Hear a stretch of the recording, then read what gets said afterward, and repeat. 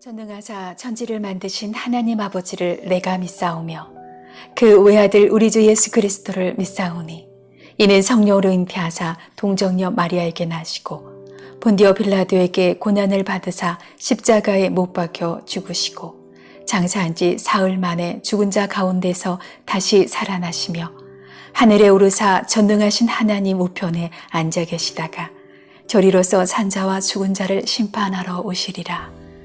성령을 믿사오며 거룩한 공예와 성도가 서로 교통하는 것과 죄를 사하여 주시는 것과 몸이 다시 사는 것과 영원히 사는 것을 믿사옵나이다. 아멘.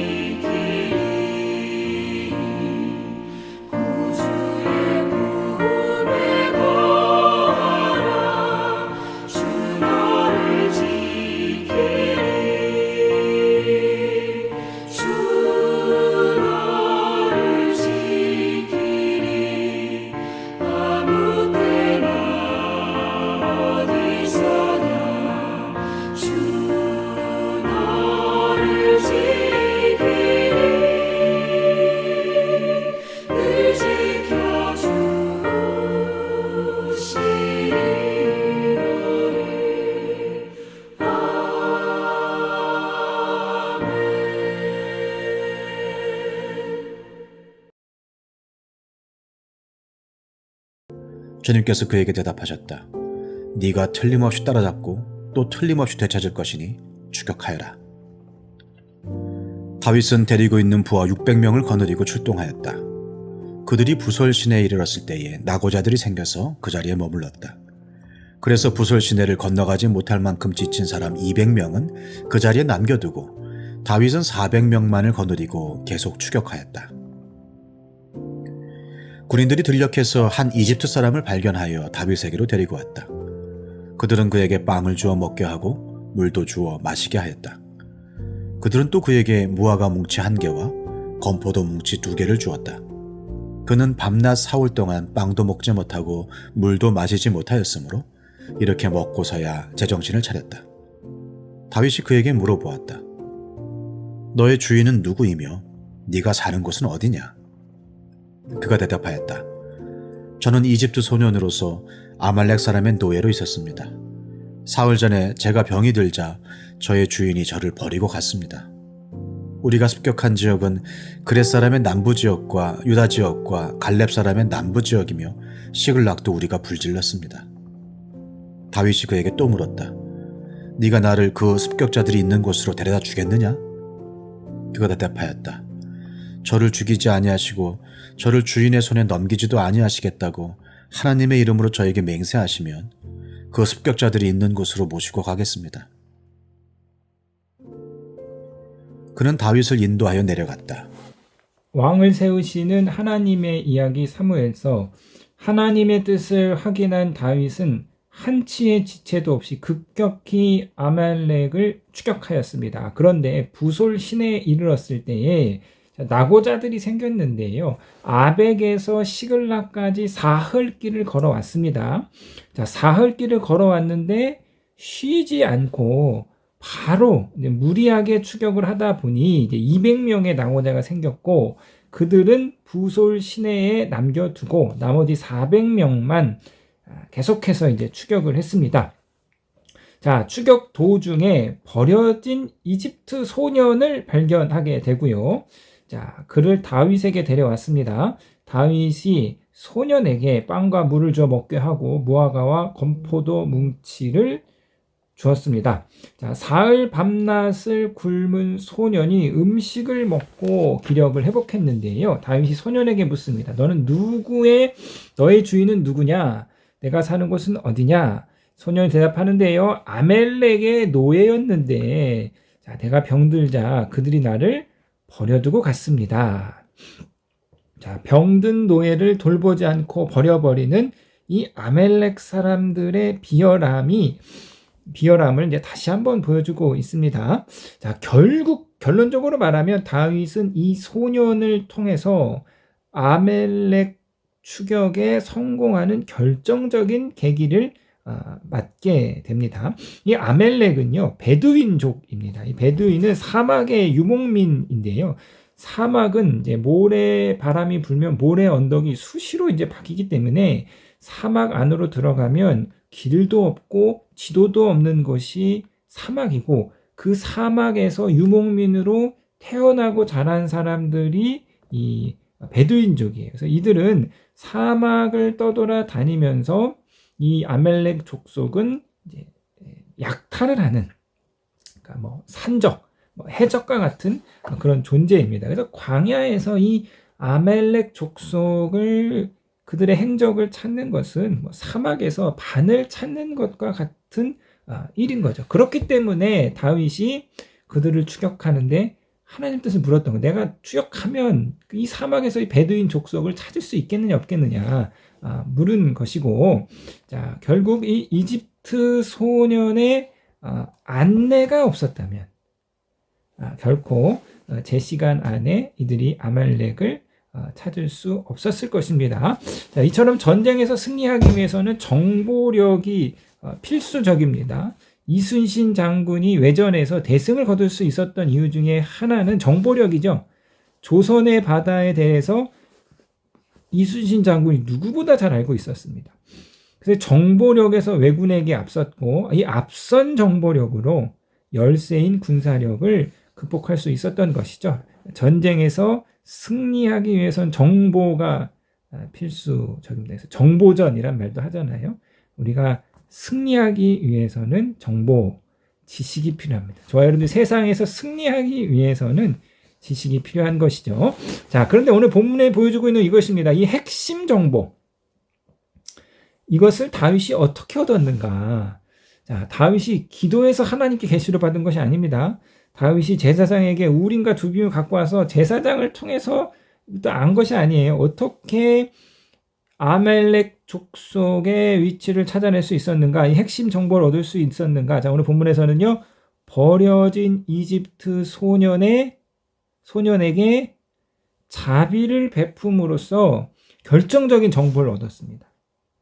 자, 여기가 이제 이 전쟁의 승패를 가르는 중요한 변곡점인데, 이때 바로 자비가 등장하는 거예요. 이 자비는 반복해서 말씀드리지만 하나님의 첫 번째 성품입니다. 이 하나님의 첫 번째 성품인 자비가 오늘 다윗 속에서 녹아나는 것을 볼 수 있는데요. 자, 병든 소년을 못 본 채 하고 그냥 지나갈 수 있는 거예요. 지금 바쁘잖아요. 다급하잖아요. 한가한 상황이 아닙니다.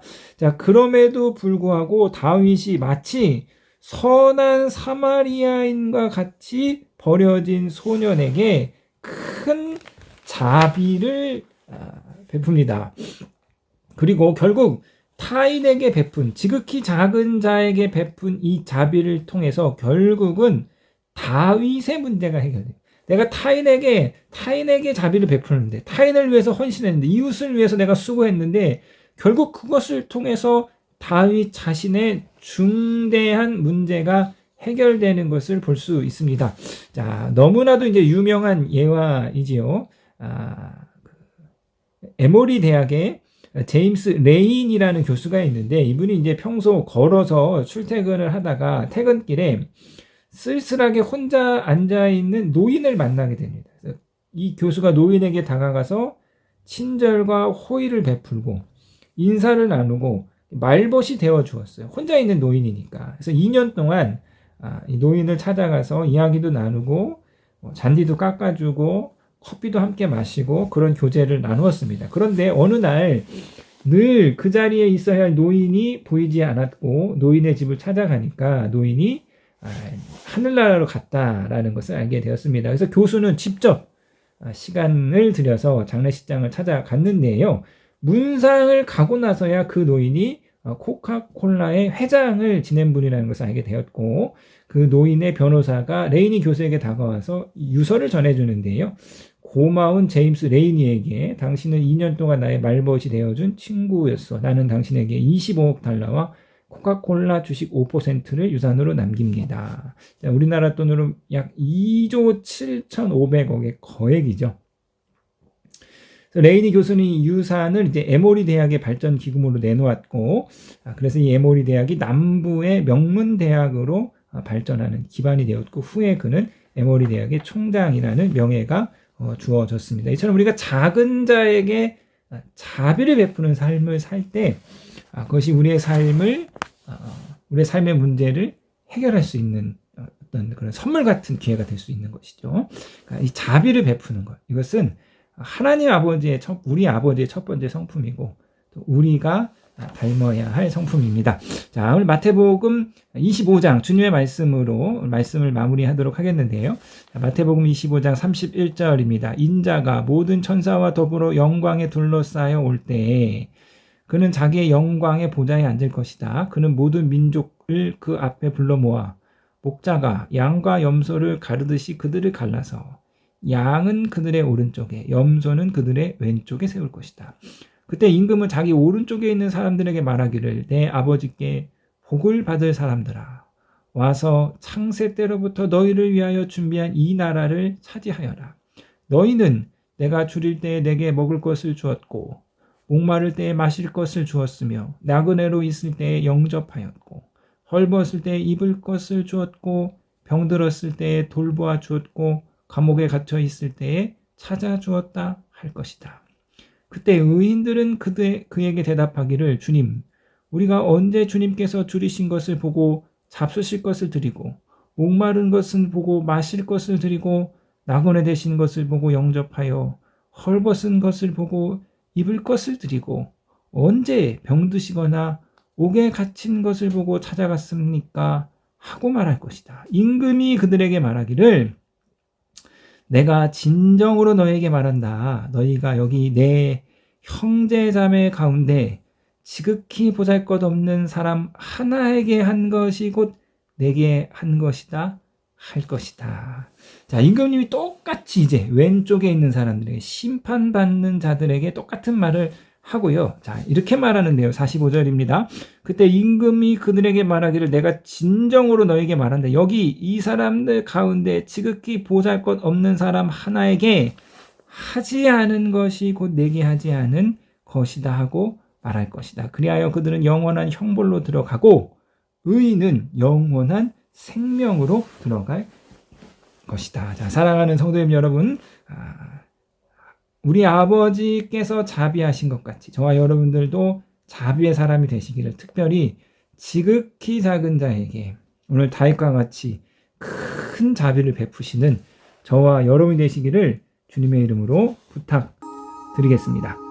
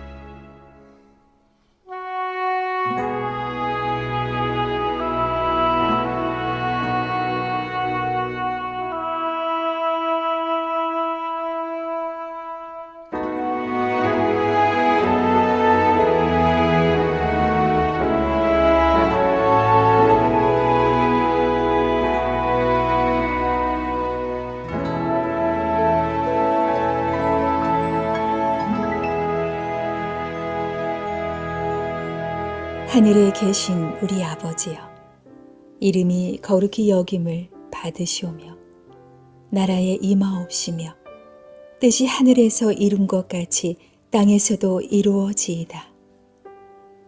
오늘날 우리에게 일용할 양식을 주옵시고 우리가 우리에게 죄 지은 자를 사하여 준 것 같이 우리 죄를 사하여 주옵시고 우리를 시험에 들게 하지 마옵시고 다만 악에서 구하옵소서.